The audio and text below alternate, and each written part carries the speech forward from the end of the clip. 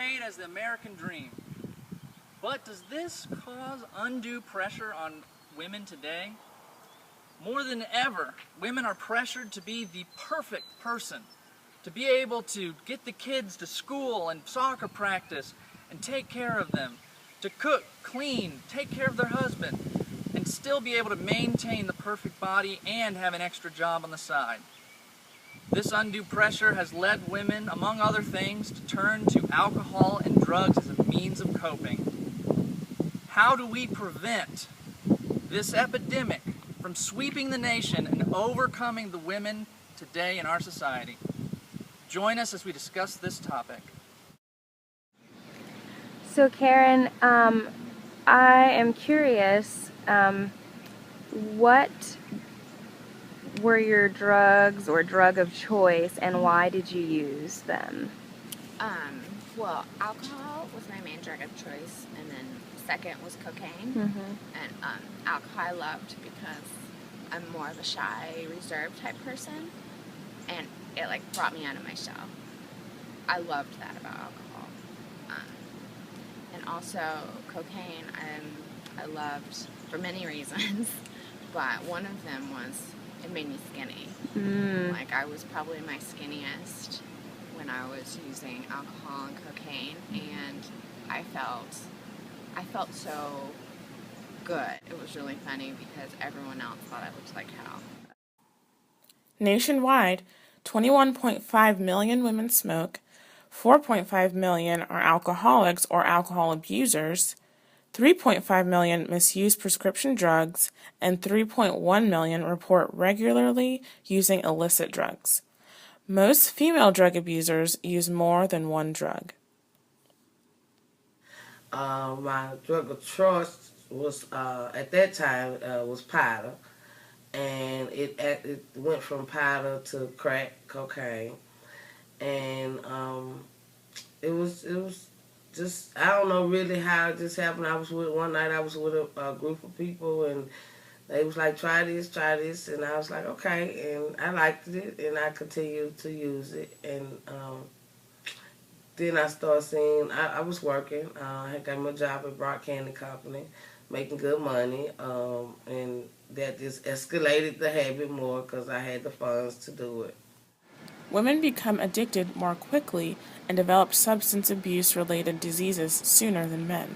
This includes alcohol-related liver damage, high blood pressure, stroke, heart disease, gastrointestinal hemorrhage, anemia, malnutrition, and colorectal cancer.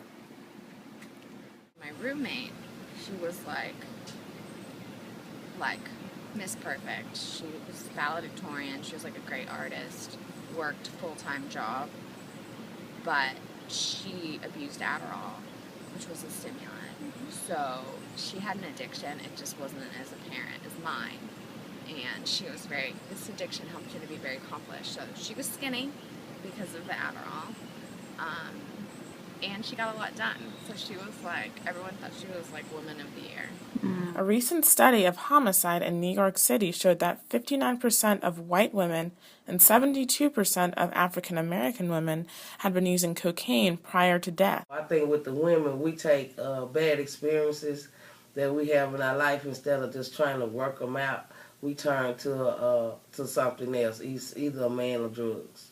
And I think those are our two weaknesses, a man and a drug. And when you weak like that, it's easy for people to come in and pull you in on that. Children of addicted parents experience greater physical and mental health problems and higher health and welfare costs than do children from non-addicted families. Children of addicted parents exhibit symptoms of depression and anxiety more than children from non-addicted families. What led you to start using your drug of choice?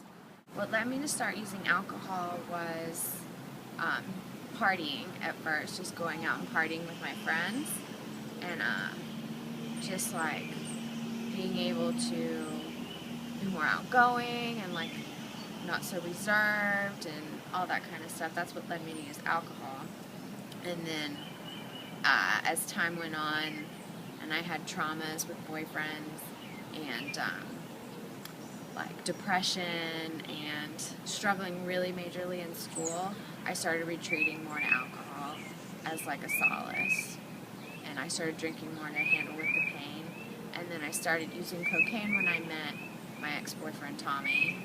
And like that's really when I met Tommy was when it really just like snowballed, and it just got worse and worse and worse and worse. And his lifestyle I kind of picked up.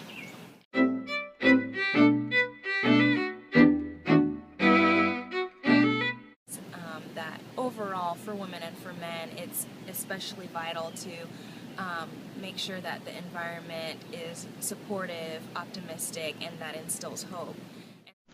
One way that women can avoid turning to drugs is by finding activities that they enjoy, including joining a club or group, or possibly trying something new. Relapse prevention is really important too, because what you're trying to do at this point is help the individual replace some of their unhealthy behaviors with healthy behaviors, and that may mean changing their environment, changing the people that they talk to or that they associate themselves with, so that they can remain on the road to recovery. In today's society, stress management is vital and can be accomplished through a variety of means, such as organizing, breaking big jobs into smaller ones, taking frequent breaks, enjoying the little things, and not being afraid of asking for help.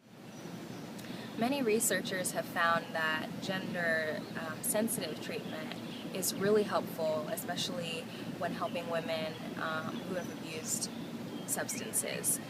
And they're saying that it's really important to help provide life skill training, so that women can kind of regain back their confidence and be able to join the community and having a sense of who they are.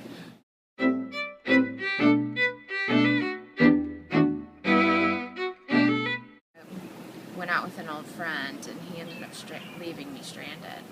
So that was the last time I drank, and it was really, because I'd done some good work before that, so, and I had to call my parents, which I've had to do so many times, and tell them what was going on, and I'd been doing really well before that. So I think after doing well and then having like a fall was like, I knew how it was good, and then I could just all of a sudden see real quickly how it was bad. Oh, wow. And that was it. Like, I haven't, ever since then, I haven't drank or done anything. That's awesome. Yeah.